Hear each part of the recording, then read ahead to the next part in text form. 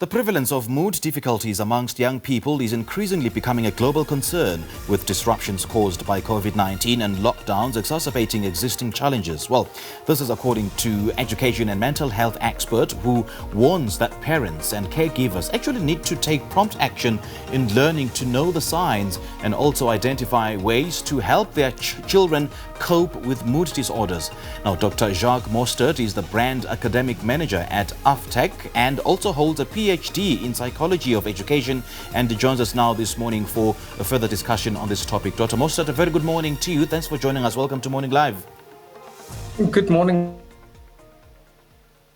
Now, for purposes of adding more context, I'm very, very well. Thank you so much for joining us and taking your time to waking up in this cold Sunday morning and join us as we are about to have this very, very interesting conversation, about mood disorders. For purposes of adding more context into this kind of chat, do you want to describe for us in greater detail what a mood disorder or a difficulty is?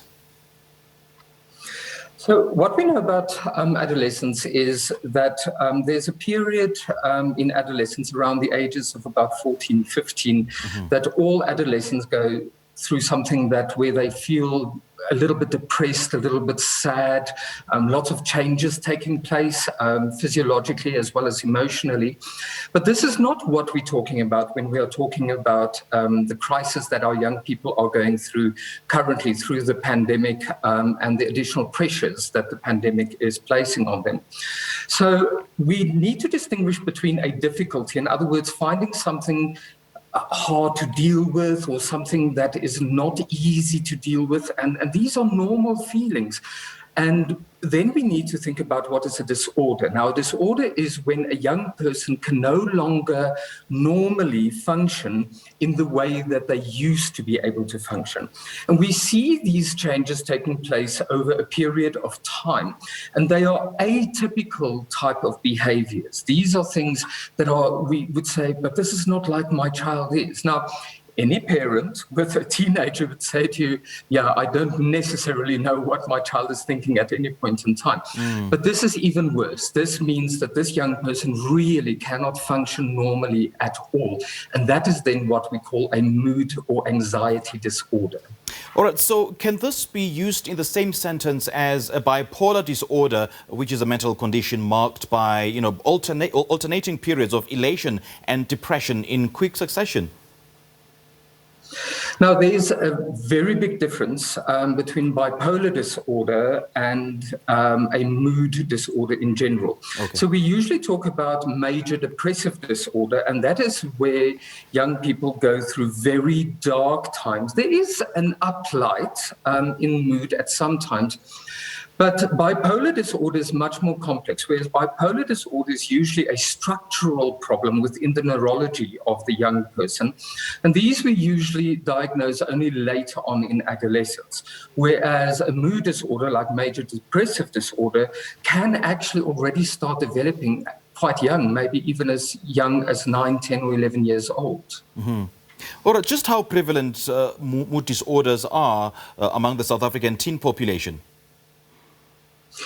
Now, that again is something quite interesting. So we're looking at anything between 5% as being a normal percentage. Now, that means that quite often we think that there are more people that are being diagnosed with any form of disorder. But when we look at the charts, at the Bell diagram, we actually see that it is not that. It remains at about 5%. Okay. However, what we've seen internationally as well as South Africa is that mood disorders have become actually quite much more prevalent. So about 25% of young people describe at this point in time as having a very low mood or might even be diagnosed with major depressive disorder. But we see that 80% of young people actually talk about being isolated, not having a sense of there being a future, experiencing the disruption in education, the whole idea of not having meaningful activities such as maybe singing in the choir or being in the rugby team or the football, the soccer team, or being part of a meaningful group socially, as well as being part of the classroom. The other problem we see, and this now being the LGBTQ plus month, we see that 95% of adolescents that are coming to terms with who they are actually end up having some form of mood disorder. Now, add to that the normal pressures of academic life, the normal pressures of going to school and coming to terms with the person that you are, that every adolescent goes through, and we add the pandemic to that, then we actually find that things are becoming quite difficult for young people right now in South Africa. And apart from the academic pressures that I've just mentioned, you also note that about 92% of the LGBTQI plus youth report depression during the ages of 11 to 9. And you are also quoted as having said that, an estimated 24% of teens between the ages of 11 and 19 suffer from depression caused by the home environment. That's true. So I just want to quickly correct you there. It is LGBTQ is usually in the vicinity around the ages of 12 going up to 22, 23. So it is our young people that suffer mostly in that.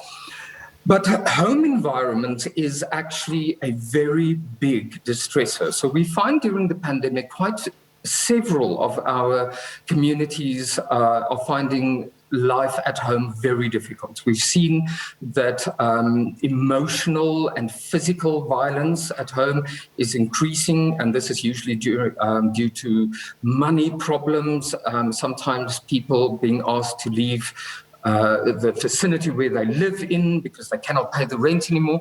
So that becomes very difficult. And young people listen. So when parents have discussions about finances or having lost a job or job insecurity, young people actually listen. Now, I'm not saying that we should protect them from these realities of life. I'm just saying that in that mix of discussions and fear and anxiety that parents feel, we also should include some sense of gratitude. We know the pandemic will go away. That is just the way life is. Yes. But how we frame that and in the conversations with our young people is very important. You know, Dr. Mostert, depression seems to be the most common form of mental disorder amongst teenagers, with contributing factors linked to cyberbullying, linked to loneliness and a sense of isolation. So what are some of the telltale signs that parents and caregivers can actually pick up and, on that their teens may actually be suffering from this? So what we must remember is that this must be atypical behavior. You have a bubbling 15-year-old, and then over a period of time, from, let's say, 3 weeks into several months, there is a change in behavior. And this is a gradual yet constant change in behavior. We see a sense of irritability and being agitated, being part of some of these signs. More increasing down in the dumps, isolating themselves from peers at school, as well as the family. There's a very clear disruption in sleep, for instance. So this is either hyposomnia, in other words, not being able to fall asleep or having disrupted sleep patterns, or hypersomnia, where the young person just cannot wake up and become functional. There's usually a loss or a serious gain of weight during this time.